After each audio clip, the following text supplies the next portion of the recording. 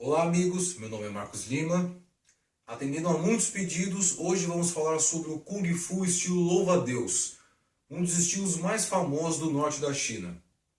Por onde começar? É mesmo, pela breve introdução. Vamos lá? O estilo louva-a-Deus é bastante popular no universo do Kung Fu. As lendas dizem que esse estilo foi desenvolvido há cerca de 400 anos por um grande espadachim chamado Wang Lang. Ao que se sabe, esse guerreiro teria ido ao templo Shaolin para desafiar os monges, com a finalidade de mostrar a sua superioridade nas artes marciais. Porém, após sucessivas derrotas, Wang decidiu se isolar na floresta. Em seu retiro, ele observou atentamente o inseto louva-a-Deus, no exato momento em que ele abatia sua presa. Depois de capturar o inseto, ele desenvolveu um novo estilo de combate que era único e completo. Ao voltar ao templo, derrotou os monges com os incríveis movimentos inspirados no louva-a-Deus. Hoje ele é um dos estilos mais praticados do mundo, com diversas ramificações. Bem, meus queridos guerreiros, essa foi a pequena introdução. Mas apesar dessa introdução, eu vou ser obrigado a contar a história de Wang Lang de uma forma mais detalhada, pois ela é vital para que vocês compreendam a essência do estilo louva-a-Deus. Bem, o Wang, né? Ele era um exímio espadachim do norte da China. Invencível. Ninguém podia superá-lo. Ele podia acabar com 100 inimigos com a sua espada de uma vez só. Era invencível, né? Mas aí, ele ouviu uma fofoca no vilarejo, que naquele tempo as fofocas corriam tão facilmente como correm as fofocas nas redes sociais hoje, que tinha guerreiros muito melhores do que eles num lugar chamado Templo Shaolin. Ele falou, é mesmo? Será verdade? Vamos ver isso daí então. E ele vai até o Templo Shaolin. E ele chega lá e bate a porta. E aí o monge atende. Pois não. Aí, beleza, velho? Beleza, é nóis. E aí? Então, velho, fiquei sabendo aí que tem uns caras aí que sabem lutar muito, né? Dão porrada em todo mundo, isso é verdade. Ih, velho, aqui o bagulho é louco, tio. Você tem que ver, mano. Vamos lá. Eu quero enfrentar um cara aqui pra ver se o negócio é quente mesmo. É nóis, vamos lá. Aí o monge leva ele lá pra dentro. E aí o monge fala pra ele lutar com um monge novato que tem lá, um noviço. Um cara que acabou de entrar no templo. Ele fala assim, ele acabou de entrar? Entrou aqui faz alguns meses só. É um monge novato, né? Tá pra mim. Quando o Wang foi enfrentar, ele levou uma surra do novato. Uma surra terrível. Ficou completamente acabado. E aí saiu do templo machucado pra caramba. Mas ele, orgulhoso, como todo bom guerreiro, falou, isso não fica assim. Esse cara vai pagar caro por isso. E aí ele começou a treinar na floresta. Começou a treinar com a espada. E treina condicionamento físico. E treina todo tipo de treino que você pode imaginar. Agora sim. Estou pronto. E ele volta pro templo. Fala, você de novo? É, sou eu. Cadê aquele novato? Eu quero enfrentar ele agora. E aí o Wang tem a revanche com o novato. E aí, pau, pau, pau, pau. O Wang venceu o novato.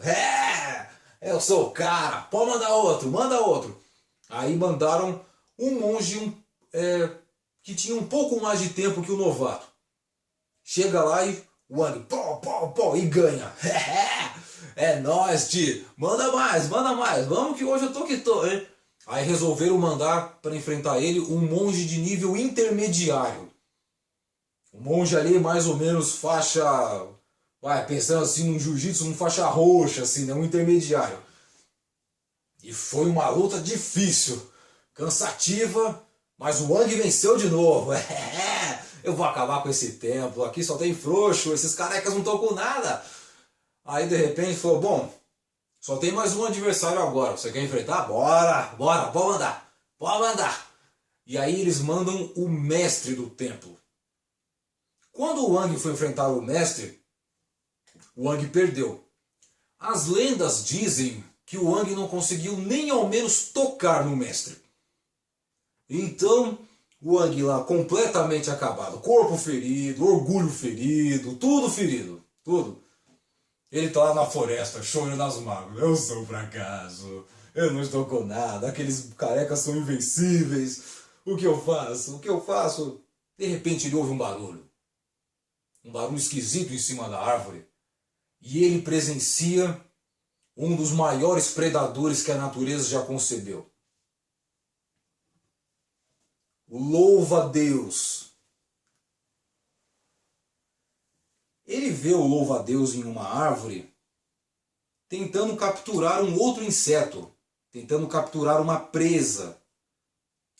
Mas que outro inseto é esse? Boa pergunta. Eu já falo isso para vocês desde já. Toda academia de louva-a-Deus que vocês forem vai contar uma história diferente. Cada um vai contar uma história diferente. O louva-a-Deus tentava pegar, uma vai falar que tentou pegar uma mariposa. A outra academia vai falar que tentou pegar uma borboleta. A outra uma cigarra. A outra uma barata. A outra um churrumino e por aí vai. Cada academia vai falar que está tentando pegar um inseto diferente. Como eu não faço a menor ideia de qual inseto era, vamos imaginar que eles estavam tentando capturar um besouro. Então lá estava o louva-a-Deus. Ele vê o besouro. O besouro... E ele... sei lá que som que ele faz. De repente, o louva-a-Deus rapidamente ataca. Com as suas pinças, ele aprisiona o besouro. O besouro não tem por onde sair, daí é só curtir o lanche. Só comer. E já era. Vitória do louva-a-Deus, usando suas terríveis pinças para aprisionar a presa e depois devorá-la. Wang ficou tão impressionado com a técnica desse inseto que resolveu capturá-lo. Daí, ele faz que nem o Sr. Miyagi com as moscas, né? E ele vai lá e captura o louva-a-Deus. Está capturado. E aí ele leva para casa e aprisiona o louva-a-Deus numa gaiolinha. E o louva-a-Deus lá preso na gaiolinha, o Wang fica enchendo o saco dele todo dia, cutucando ele com um pauzinho. E vai cutucando, e vai cutucando. E o louva-a-Deus se defende, o louva-a-Deus agarra, o louva-a-Deus captura, o louva-a-Deus provoca, o louva-a-Deus avança, ele fica lá cutucando. E através dessa inspiração, Wang desenvolveu o seu estilo, chamado Toulong, ou Mantis. Enfim, tem muitos nomes, mas basicamente o estilo louva-a-Deus, que se baseia na pinça do louva-a-Deus. Basicamente, o que seria a pinça do louva-a-Deus? É você fechar esses dois dedos, colocar o seu polegar mais ou menos entre esses dois, não sou especialista, tá? E manter as mãos assim. Essa é a posição de captura do louva-a-Deus, né? Que você captura o adversário. E aí ele desenvolveu o estilo louva-a-Deus. Tendo desenvolvido o estilo, o que ele foi fazer? Volta no templo, toc, toc, toc. Aí chegou o monge, meu, você aqui de novo, velho. Você tá louco, João? Você não regula bem na cabeça, não? Ah, dane-se. Cadê o mestre? É agora que eu pego ele. Ele foi enfrentar o mestre com o seu estilo louva-a-Deus. E foi aquela luta terrível. E o Wang vence. Ah, consegui! Eu finalmente acabei com o templo. Eu sou demais. Pronto, a fama dele se espalhou por toda a China. Sua escola ficou famosíssima, a ponto de os próprios monges falarem: nossa, seu estilo é muito legal. Nós vamos pegar ele aqui no templo e vamos desenvolver ele ainda mais dentro do templo. Então, seu estilo hoje é um dos mais populares do mundo no que se refere ao universo do Kung Fu. A ponto de muitas grandes autoridades na China, como governadores, chefes de estado, treinarem esse estilo efusivamente. Bem, mas como que se baseia essa ideia de captura do louva-a-Deus? Como que se baseia essa técnica que é tão mortal e tão completa na visão de alguns? Boa pergunta, eu não sei. Bom, vamos visitar um bom amigo meu, que é um grande especialista, e eu tenho certeza que ele terá prazer em explicar para vocês. Vamos lá.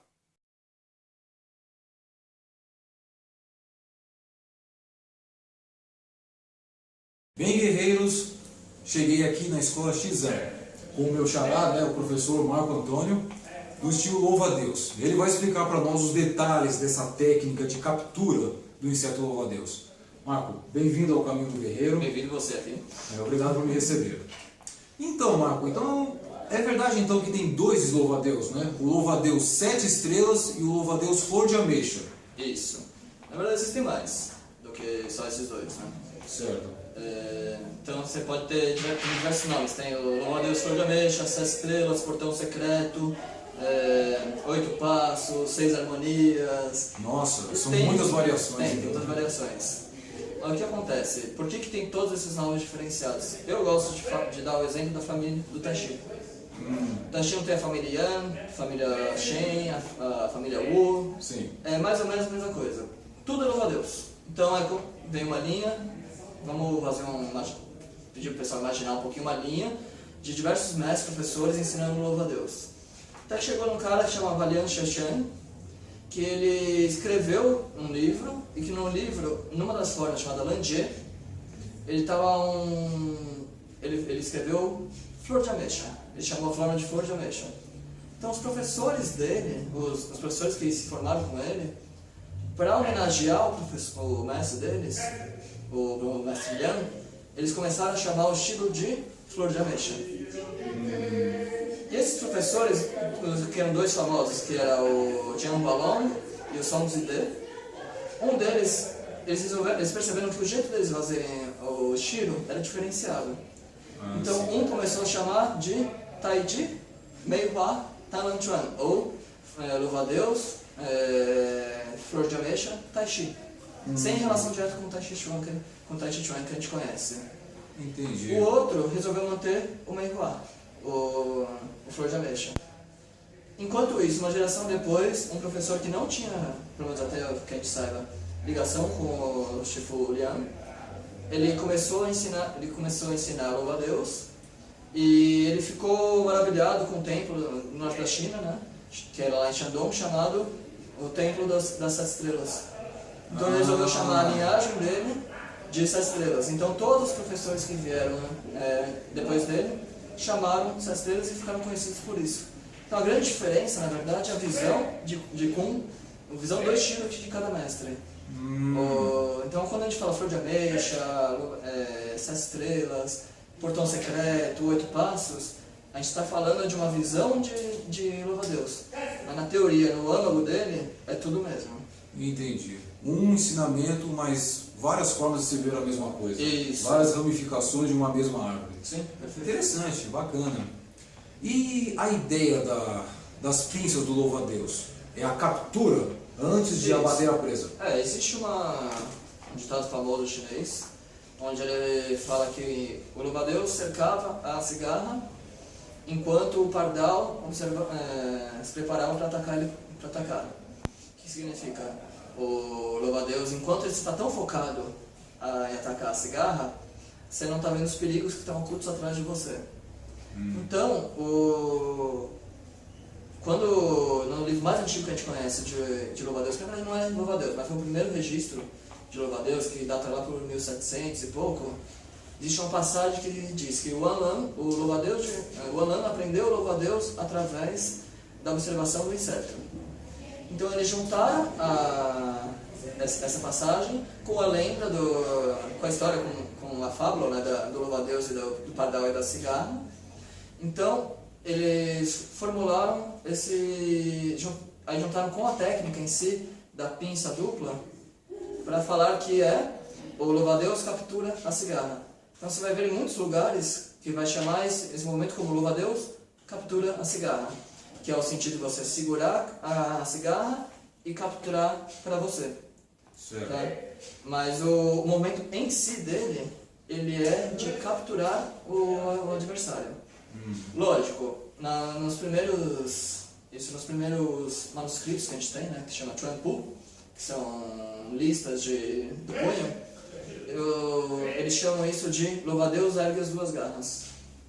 Certo. Então ele não chega a chamar de louva-a-Deus captura a cigarra, mas a ideia é exatamente essa. Certo. A ideia é a mesma, captura. Isso, captura.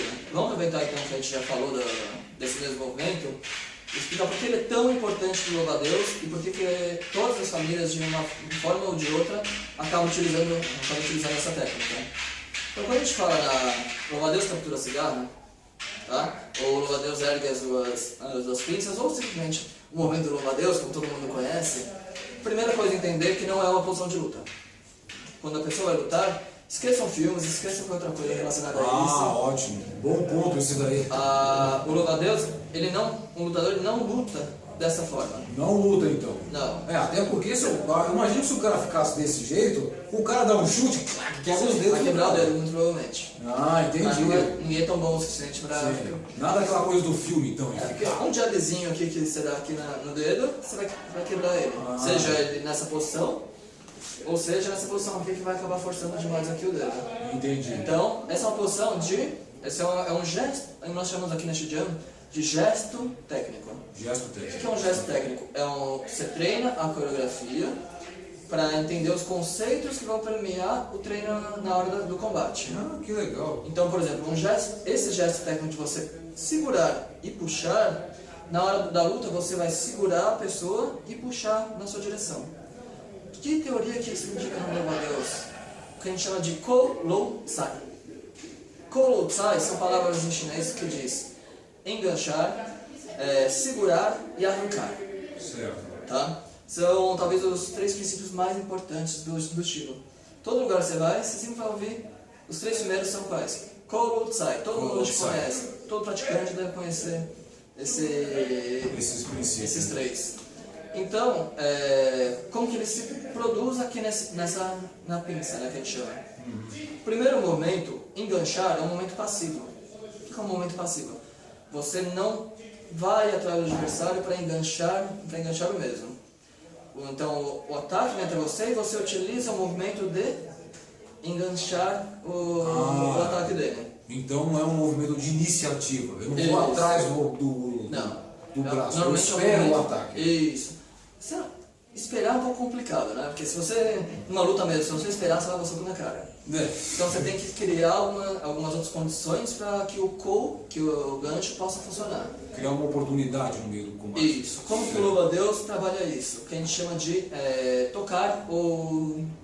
que existe uma... Aí vai... Cada família tem uma interpretação diferenciada, né? Que a gente chama de Che. Desculpa, Che não. Nyan. Nyan seria o quê? Grudar no adversário. Então, por exemplo, num combate, você não vai ver o soco do cara toda hora para poder encostar. Então você precisa sentir ele. Então, por exemplo, sensibilidade. Isso, sensibilidade. Então você está aqui na posição de luta. Normalmente, a posição de luta do louva-a-Deus, ele é uma mão na direção do ombro e outra mão protegendo aqui perto do seu corpo. Tá? Similar ao boxe, inclusive. Isso. Aí varia. Existem escritos antigos que falam que dedos para o céu, ou seja, provavelmente eles lutavam dessa forma aqui. Dessa forma mais tradicional. Isso, mas a gente sabe com a evolução esportiva, a evolução da qualidade da luta também aconteceu. Então, por exemplo, quando a gente faz nessa posição aqui, utilizando sempre a mão da frente na direção do ombro e a outra mão aqui protegendo toda a parte aqui, desde o ossinho zigomático até a sua costela. Entendi. Se vier um soco para cima, você tem a liberdade para subir um pouquinho mais ou não. E aqui é mais fácil você fazer isso do que você precisar ficar toda hora controlando a distância. Então, um ataque que vem na sua direção, no momento que você sente o contato com a mão, você começa um movimento de Ko. Tá? Me aproximo. Isso. Mais ou menos sentiu o contato, agora começa a captura. Isso, aí vem o Ko. Então, quando a gente fala do movimento da pinça, são 3 movimentos distintos. Ko, de dividir mesmo. E aí vem o segundo que chama Lo, agarrar. Que você agarra que na hora do combate é uma segurada, só que na hora do gesto técnico você vai fazer como uma pinça.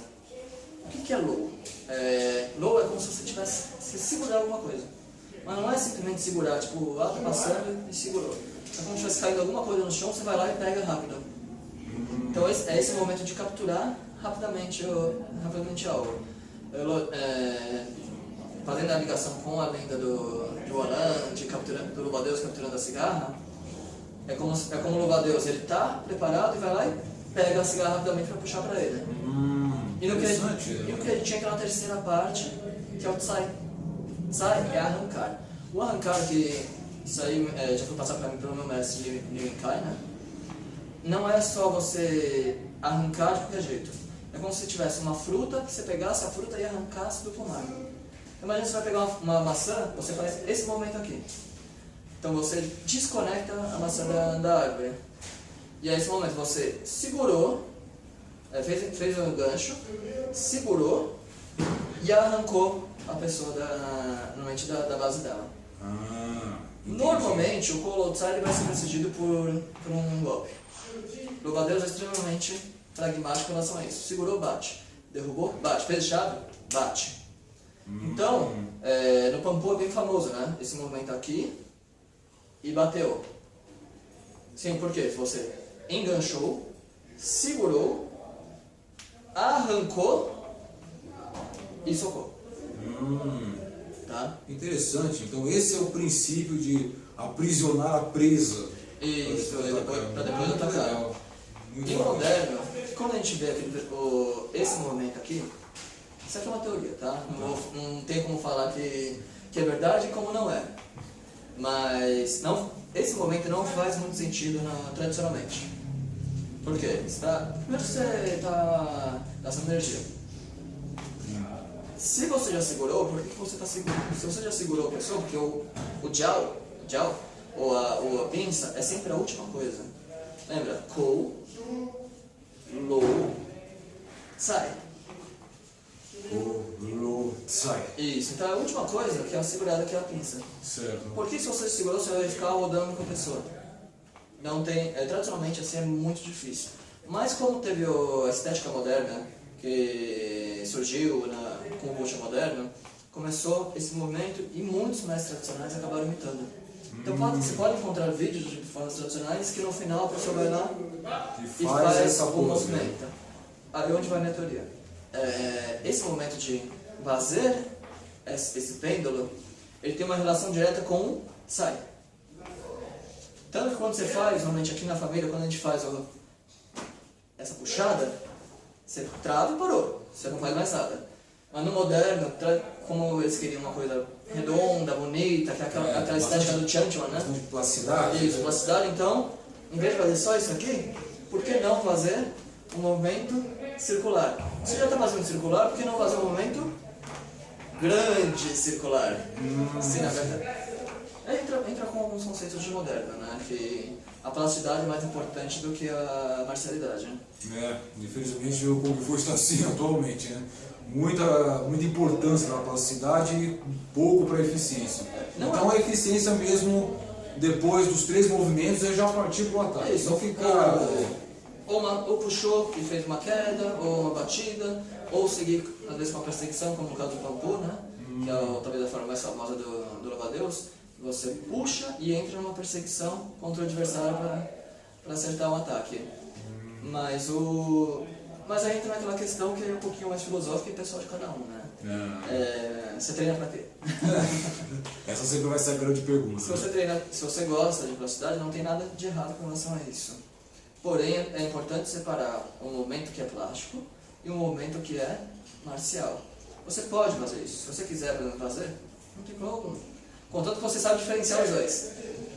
Porque se você quiser falar, isso aqui tem uma função, não sei o que, tudo bem. Mas é muito mais provável é muito mais provável que seja um caso de você estar fazendo um movimento e criando uma função para aquilo do que especificamente a forma seguindo a função, né? Entendi. Eu acho que não só os mestres de Kung Fu, mas todos os mestres de artes marciais deviam pensar nessas coisas. Antes de querer formar uma escola, prezar a eficiência e a técnica mesmo. Mas quem decide ficar mais no Wushu é uma decisão de cada um. Bacana, Michael, legal. Não sabia de todas essas ideias. Sim. Então, valeu aí por esclarecer para a galerinha. Vamos mostrar um pouco para eles então na parte técnica? Vamos, claro. É isso aí. Vamos lá, pessoal.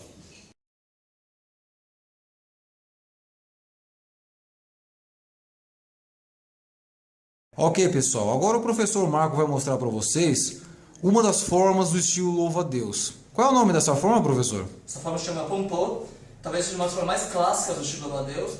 E já que a gente explica um pouquinho da pinça, vou mostrar como ela funciona tecnicamente dentro do sistema. É isso aí. Então vamos lá.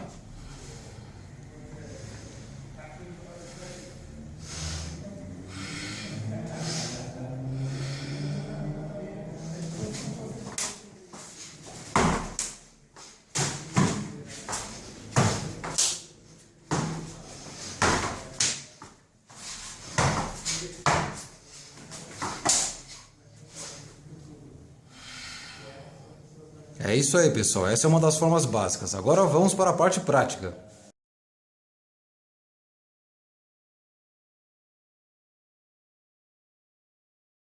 É isso aí, galera. Agora que vocês viram a fórmula do professor Marco, vamos ver como ela funciona na prática. Sei que vocês podem estar até ouvindo uma contagem aí, ouvindo alguns quiais, né? Algumas expressões aí, é porque está tendo aqui do lado a aula de garra de águia. Como vocês podem ver, a escola Tizan não para, está sempre em atividade aí. Então vamos lá, mostra para nós como isso aí funciona na prática. Tá? A gente já viu, nós vimos a forma então. Certo. Então vamos aproveitar o que a gente conversou dele antes sobre o call load sai, vamos ver como funciona isso. Que é o movimento da pinça dupla. E por que eu comentei com vocês que a pinça sempre é a última coisa e como que isso vai fazer? Certo. Então a gente vai começar com a velha tática do braço duro. Então a pessoa vai dar um soco, ela faz um soco e deixa o braço duro. Certo. Para treino de combate é uma fase importante também. Para a pessoa entender a distância, como funciona tecnicamente a aplicação. Certo. Então vamos fazer. A pessoa fez o soco, fez o call. Isso aqui é importante. O call. Você não se mexe, deixa o braço parado. Você vira um pouquinho. Espero que vocês não conseguem ver aqui na câmera a virada do braço. Estou forçando somente para vocês verem como funciona o movimento enganchar. Depois vem o low, que é o segurar. Lembrando que a gente vai usar as duas mãos, que é para simular as duas pinças. Certo. No caso, a gente não vai usar esse movimento aqui. Poderia? Pode. Mas vamos fazer como no pampô, que é só segurar com a mão trocada dessa forma. E aí vem o tsai, que é o arrancar. Arrancou e depois entrou o soco. Então, poderia fazer de outra forma? Vamos fazer da forma mais clássica que é. A pessoa dá o soco, faz o call, segurou, pode ser aqui, pode ser aqui, pode ser aqui, tá? O low ele é bem específico, não tem um lugar certo para você segurar. E arrancou. Dependendo da pessoa, antigamente, os chineses na dinastia Qin, eles tinham aquele rabinho de cavalo, que vocês viram aquele filme, isso, aquela trança longa. Então, fazia muito sentido na dinastia Qin você pegar a trança e puxar. Tá ok? Então, mas pode ser na cabeça, pode ser no braço, pode ser as duas mãos aqui, pode ser por dentro. Uma maldade muito grande que no mês passado é você ir por dentro. Aqui. Tá? É maldade mesmo. É uma maldade, não façam isso em casa, criança. Tá? Puxou. E aqui quando a gente faz a pinça, por que a pinça do louva-a-Deus é do jeito que é e a gente não só segura? Primeira coisa, o movimento do call, depois da segurada, são com esses 3 dedos. Ele vai pressionar o braço contra o seu próprio antebraço. Certo. O dedo indicador, ele antigamente, inclusive tem uma lenda que o pessoal usava aquelas unhas de ferro para poder fincar então, no braço. certo. E o dedão, nosso polegar opositor, segura e trava o movimento onde que ele está. Quanto mais fortinho a pessoa é, mais fácil é de você segurar, de achar a junção da musculatura dele. Nossa. Então, por exemplo, se está aqui, é a mesma coisa. Você pode pegar aqui, ó. Tá vendo o polegar opositor segurando? Sim. Você vai exatamente na musculatura. Lógico, nem sempre a gente vai ter tempo de ver a musculatura da pessoa. Então, às vezes, a gente só vai conseguir pegar mesmo. Pega onde der e aperta. Isso. Então, call, low, segurou, sai. Certo. Esse é o grande princípio do louva-a-Deus e depois fazendo um soco. Lógico, essa é a aplicação, é o gesto técnico da aplicação.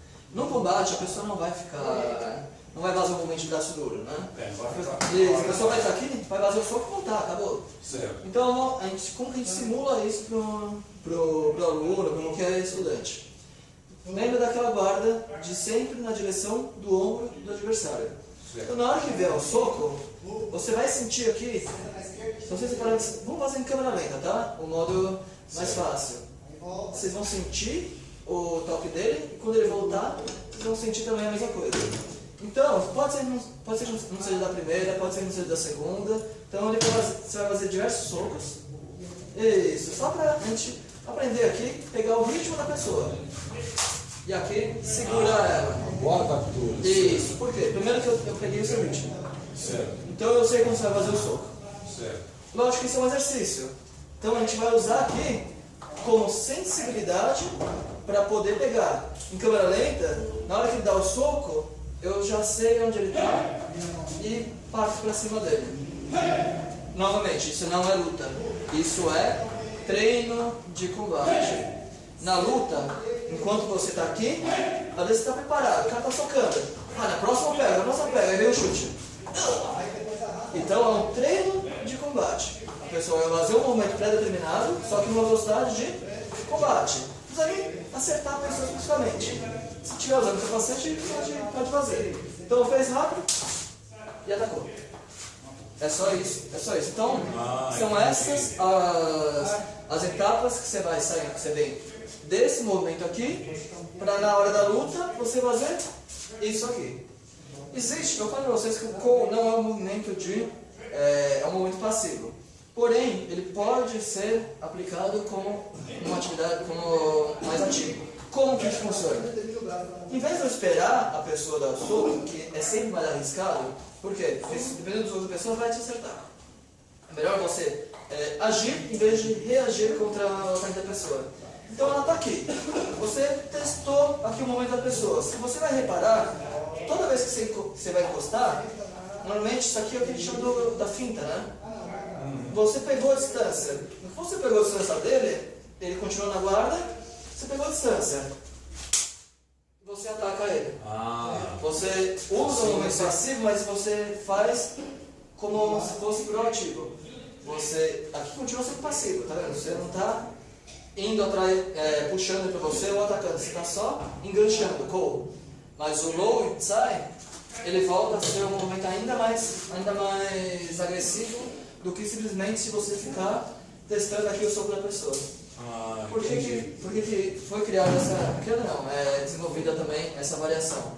Porque ninguém, em nenhuma luta, vai ficar toda hora dando jab direto. Jab. A pessoa vai variar. Vai fazer um gancho, vai entrar um chute. Então ela vai variar bastante. Por isso que a gente faz esse trabalho também de avançar em cima da pessoa. Então a gente não pode lutar desse jeito como tem nos filmes, né? Isso. Primeiro, o que acontece quando a gente luta dessa forma aqui? Você vai estar aqui, nessa posição, na direção do adversário. Qual é o primeiro alvo do adversário? Passou Seu dedo. Na hora que ele acertar, quebrou o dedo. Um dedo quebrado pode não atrapalhar a luta? Pode não impedir que você consiga socar? Pode. Porém, vai atrapalhar você. Na hora de capturar. Qualquer coisa que você fizer vai atrapalhar, porque você vai ter sempre aquela dor aqui.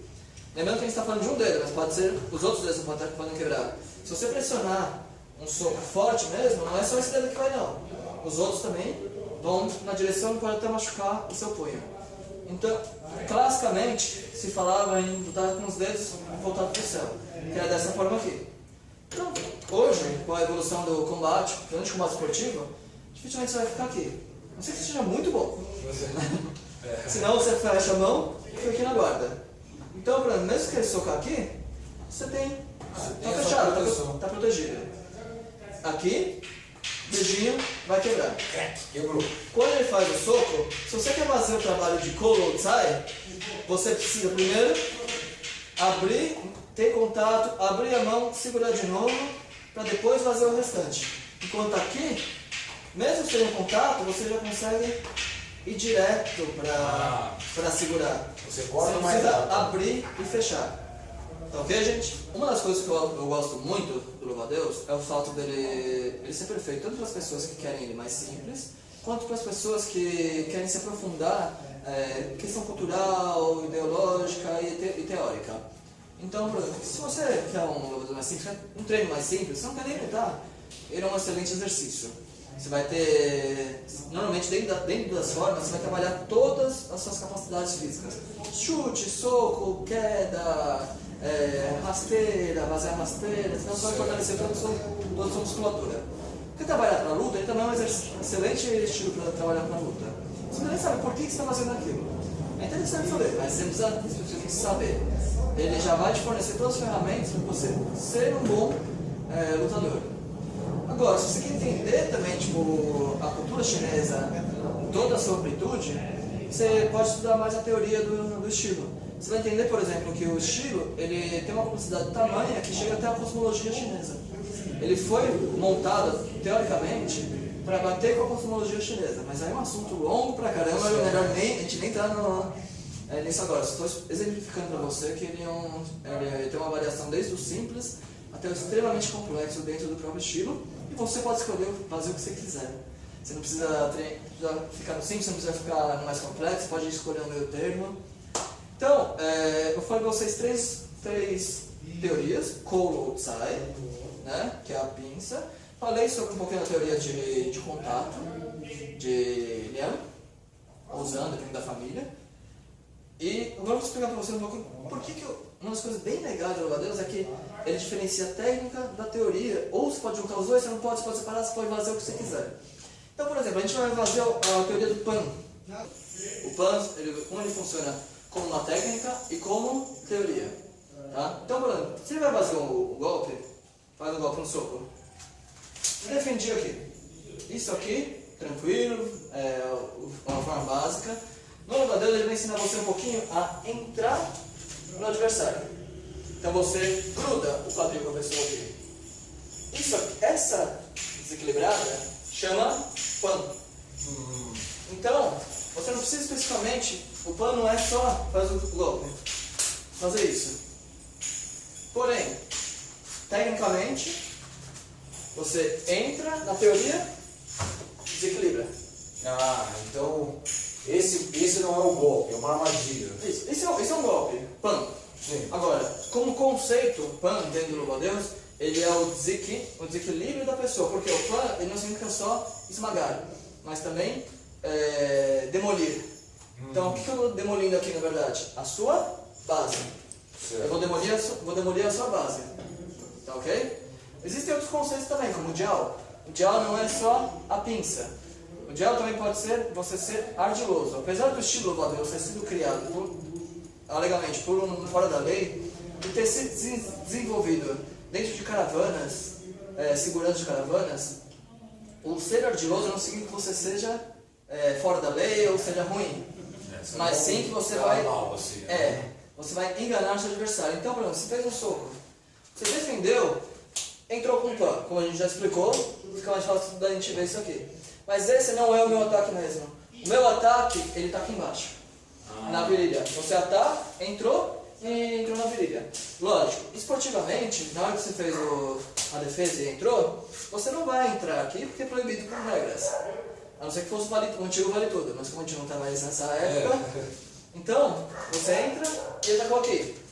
Você pode atacar costela, pode atacar a perna, pode atacar o rosto da pessoa. Isso é indiferente, mas a questão é você enganar a pessoa. Então ela vai atacar, você faz uma finta e ataca embaixo. Isso é bem famoso no louva-a-Deus, faz o ataque embaixo e depois sai fora para continuar o combate. Entendi. Tá ok? Bacana. Então é isso aí, pessoal. Como vocês podem ver, o estilo louva-a-Deus é muito completo, ele é muito versátil, ele é cheio de armadilhas e artimanhas para capturar a presa. Então é isso aí, Marco. Obrigado mais uma vez aí, pela oportunidade de mostrar um pouco do louva-a-Deus no caminho do guerreiro. E onde o pessoal pode encontrar você, além da Escola Xizan? Isso, pode encontrar. Eu estou escrevendo agora para um site muito bom chamado Wuxia. Procurem wuxia.com.br. Vou pedir para o Marcos deixar um pouquinho o link aqui embaixo, tá? Vou deixar aqui, ó. Isso.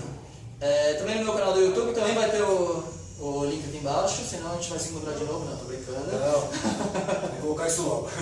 E no meu canal vocês vão poder encontrar, inclusive, a gente vai fazer algumas aplicações extras de louva-a-Deus aqui. Vou colocar para vocês verem de uma forma chamada Lanjie, que é uma das primeiras formas de louva-a-Deus. Então é isso aí, gente. Espero que tenham gostado. Fiquem com Deus. Bons treinos.